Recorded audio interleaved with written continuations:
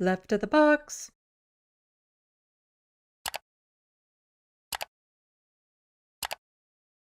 Hello, welcome to Left of the Box. Bonjour, bienvenue. I'm Sandy. Yeah, I'm trying something a little bit different with my hair today. What do you think? What?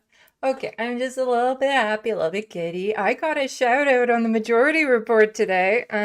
Left of the box. Sandy does a great job on the Canadian stuff. Finally, it's like, oh my God, Sam actually remembers my name.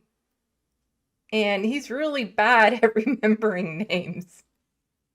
Looney Tunes 9000. If you haven't heard, Sandy was given a shout out on the Majority Report. Speaking of which, if you haven't already, why not subscribe to the Majority Report or download it as a podcast? Yes, everyone knows I am a Majority Report fan.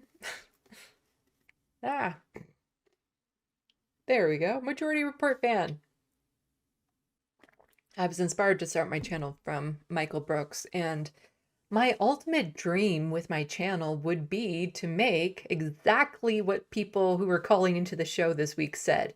And that is kind of a version of the Majority Report here in Canada.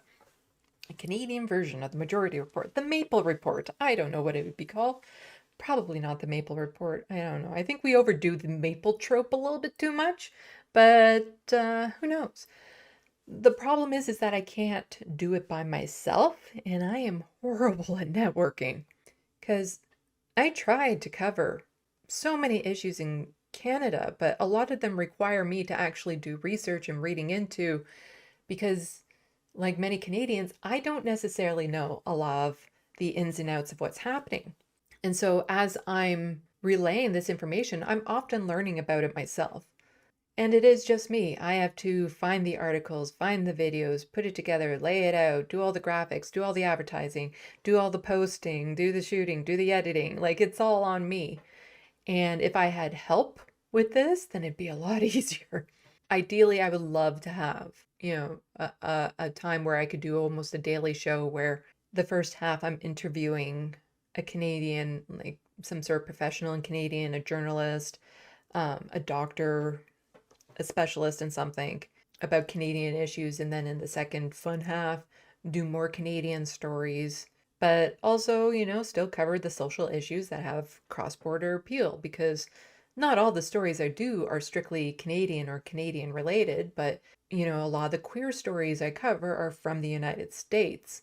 That's because it's happening. Anti-queer hate is happening on both sides of the border. It's an issue on both sides. So mentioning it and talking about what's happening down there, I can also relate being part of that community.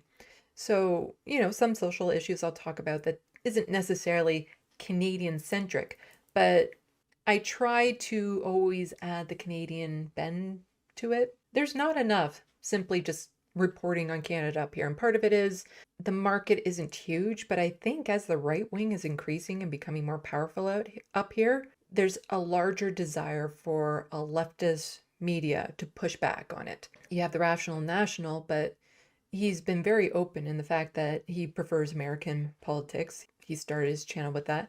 He does cover some Canadian stories. They never do nearly as well as his American ones because the vast majority of his audience are American. The Serfs, they also do Canadian stories from time to time, but that isn't necessarily their primary focus either. On my channel, it is the primary focus.